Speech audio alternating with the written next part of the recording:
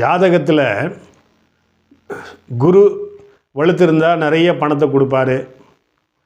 சுக்கிரன் வலுத்திருந்தால் நிறைய சுகபோகங்கள், லக்ஸரியான வீடு, மனை, வாகனம் இதெல்லாம் கொடுப்பார்.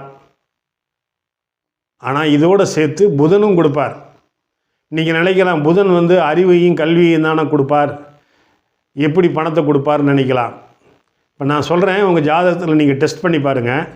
யாருக்கெல்லாம் லக்னத்தில் புதன் இருக்குதோ அந்த புதனோட 11க்குரியவனோ 2க்குரியவனோ சேர்ந்து இருந்தாலோ இல்லை ஒருத்தருக்கு ஒருத்தர் பார்த்துக்கிட்டாலோ அவங்களுக்கு தினம் பணம் வரும்.